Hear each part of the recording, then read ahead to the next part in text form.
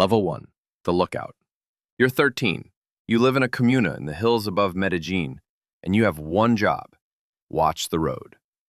A phone, a corner, and one rule: if the police come, you warn them, and you never stop watching. You earn a little cash a week, already more than your mother makes scrubbing floors all day. Everyone up here idolizes one man, El Patron, who builds houses and soccer fields and hands money to the poor. To the world, he's a criminal, but to your block, he's a god, and you'd do anything to work for him. You watch the older Sicarios roll past on their motorcycles, and you want to be them. The local police you don't fear. Half of them are on the payroll and wave as they drive by. The ones you fear are the soldiers and the units that can't be bought. One day you look away for 30 seconds, a patrol slips through, and your phone explodes with messages. A man finds you that night. He doesn't shout, he just says, "Next time, you disappear." You never look away again. Level 2. The Mule. You're 16. You've proven you keep your eyes open and your mouth shut. So now they give you product to move. A package hidden in fruit, sewn into a panel, taped under a seat, and a route across the city. If the police catch you, you go to prison. And the cartel does not send a lawyer. It just finds another kid. You make the run anyway, your heart pounding at every set of headlights, and you make it. A man hands you an envelope of cash, more than your father ever earned in a month before he died. You do it again the next week, and the week after, and slowly the fear fades. And that's the danger. The moment it stops feeling like a risk is exactly when people get sloppy and get caught. Your cousin is stopped at a checkpoint with a load and vanishes into a prison for 15 years. The cartel doesn't mourn him. By the next morning, his route already has a new driver. You understand now that you are not a person to them. You are a delivery that can be replaced. Level 3. The Sicario. You're 18 and they hand you a pistol, a motorcycle, and a new way to earn. You ride on the back, the driver weaves through traffic, you do the work in seconds, and you vanish. This is the cartel's law made flesh. Plata o plomo. Silver or lead. You take the money or you take the bullet. El Patron is at war with the government, and he pays a bounty for every police officer who falls. Boys from your comuna line up for it, because a single hit can pay more than the national lottery. Over a few years, his sicarios kill hundreds of police in Medellin alone, and the city bleeds. You plant bombs, you hunt judges, you help kidnap politicians to force the government to bend. You're 19, with money, a gun, and a reputation. And for a while you feel untouchable. But sicarios don't grow old. Most of the boys you started with are already dead or in a cell. You're worth a fortune to the cartel and a target to everyone else. And your life is now measured in months. You stop planning for a future because somewhere deep down you already know you won't get one. Level 4. The Cook. You've survived longer than most, so they pull you off the street and send you deep into the jungle. Coca paste comes down from Peru and Bolivia by the ton, and in hidden camps it's turned into cocaine. You work far from any road, guarded by men with rifles, in a place no witness will ever find. The product you help make is worth more by weight than gold the moment it crosses the border.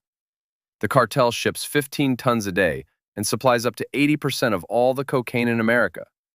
You see the true scale for the first time, and you finally understand. This is not a gang, it's an empire. You're paid well to stay quiet and stay hidden, and you do both. But the army knows the labs are out there, and the raids come without warning, out of the sky. You're too deep to walk away now. You know faces, locations, secrets, and men who know secrets don't quit. The only way out of the jungle is further up the chain or into the ground. Level 5. The Routes. You move up to the part that turns powder into billions, getting it into the United States. The cartel owns planes, speedboats, fast cars, even rumored submarines, and now you help run the routes. Small planes fly low under the radar to a private island in the Bahamas, then slip on into Florida. A single flight can carry hundreds of kilos, and there are flights almost every single day. You learn to bury loads inside fruit, clothing, and appliances, anything legal that crosses a border unnoticed. The money coming back is so large the cartel can't count it, let alone spend it. They bury cash in fields and in walls, and rats and damp destroy an estimated 10% before it's ever used. They reportedly spend thousands of dollars a month just on rubber bands to hold the bills together. You're richer than you ever imagined, but the DEA has now drawn your routes onto a map. 2 American agents have come to Colombia, and they don't stop, and they can't be bought. Level 6, the lieutenant. You're one of El Patron's most trusted men now, a lieutenant, and your word carries his weight. You command Sicarios, you oversee shipments, you move millions while the boss stays a step above it all. You launder the money through restaurants, car washes, farms, and soccer teams. Clean fronts for dirty cash. You live in a fine house with a family who thinks you're a businessman, and you tell them nothing.